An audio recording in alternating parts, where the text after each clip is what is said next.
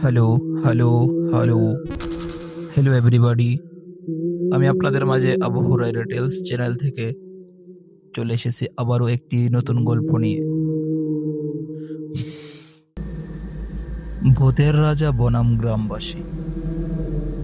বাংলাদেশের এক প্রত্যন্ত গ্রাম যেখানে সন্ধ্যার পর মানুষ তেমন বের হয় না, কারণ গ্রামের পাশের পুরো জমিদার বাড়িটি নিয়ে বহুদিনের গল্প আছে।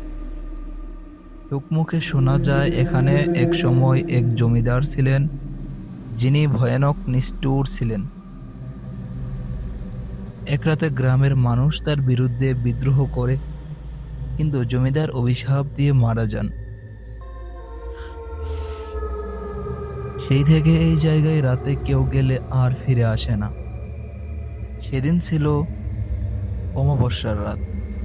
গ্রামের যুবক আরিফ ও তার বন্ধুরা মজা করে বলল, এসব ভূতের গল্প ফালতু, চলো জমিদার বাড়ির সামনে গিয়ে দেখি সত্যি কিছু আছে কিনা।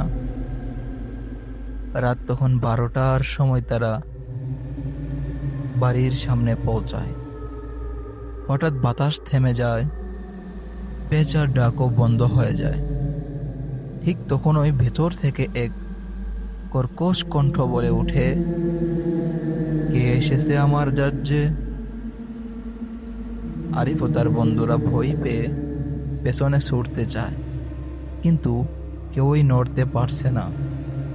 তাদের মনে হচ্ছে কেউ যেন শক্ত করে তাদের জায়গায় আটকে রেখেছে। ঠিক তখনই দরজার ওপাশ থেকে এক লম্বা ছায়া মূর্তি বের হয়ে এলো। তার চোখ দুটো জল জল করছে আর গলার স্বর এমন যে শুনলেই শরীর জমে যায়। আরিফ সাহস করে বলল, তুমি কে? ছায়াটি ধীরে ধীরে বলল, আমি এই জমিদার বাড়ির মালিক। যারা আমার অভিশাপ ভেঙে আমাকে মুক্তি দিতে পারবে না, তারা আমার রাজ্যের অংশ হয়ে যাবে। এক মুহূর্তের মধ্যে মাটির নিচ থেকে হাত বেরিয়ে এলো, যেন শত শত আত্মা তাদের ধরে নিচে টেনে নিয়ে চাইছে। ভয় পেয়ে আরিফ চিৎকার করে দৌড়াতে শুরু করলো, কিন্তু আশ্চর্যের বিষয়, যতই দৌড়ায় ততই সে জমিদার বাড়ির সামনে ফিরে আসে। ঠিক তখনই এক বৃদ্ধ ফকির এসে বললেন, তোরা যদি এই অভিশাপ ভাঙতে চাস তাহলে এই মন্ত্র পাঠ কর, না হলে আর কোনো দিন এখান থেকে বের হতে পারবি না। তারা কাঁপতে কাঁপতে মন্ত্র পাঠ করলো, আলোর শক্তি অন্ধকারে আসুক, অভিশাপ ভেঙে যাক। সঙ্গে সঙ্গে এক ভয়ানক চিৎকার শোনা গেল, আর পুরো জমিদার বাড়ি ভূমিকম্পের মতো কেঁপে উঠল। মুহূর্তের মধ্যে সবকিছু স্বাভাবিক হয়ে গেল।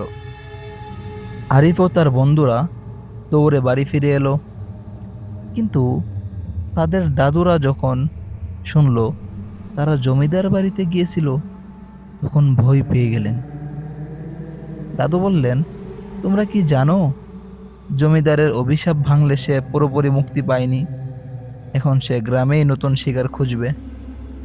ঠিক তখনই বাইরে থেকে আরিফদের নাম ধরে কেউ ডাক দিল, কিন্তু দরজা খুলে দেখলো বাইরে কেউ নেই, শুধু একটা কালো ছায়া ধীরে ধীরে মিলিয়ে যাচ্ছে। প্রিয় এভরিবডি, যদি আমার গল্পটি ভালো লেগে থাকে তাহলে আমার পেজ এবং চ্যানেল ফলো এবং সাবস্ক্রাইব করে পাশে থাকুন। ভিডিওটা একটা শেয়ার করে দিন, লাইক এবং কমেন্ট করতে ভুলবেন না, কারণ আপনাদেরকে আমি আরও নতুন নতুন গল্প তুলে ধরার চেষ্টা করব। প্রিয় এভরিবডি, আমি নতুন এইসব বিষয়ে ভালো কিছু জানি না। যদি আপনাদের কোনো কিছু জানা থাকে, কোনো গল্প কিংবা বাস্তবিক ঘটনা, তাহলে আমার ইমেলে পাঠাতে পারেন। আমার ইমেলটা আমি আপনাদেরকে ডিসক্রিপশন বক্সে দিয়ে দিচ্ছি অথবা কমেন্ট বক্সে দিয়ে দিচ্ছি।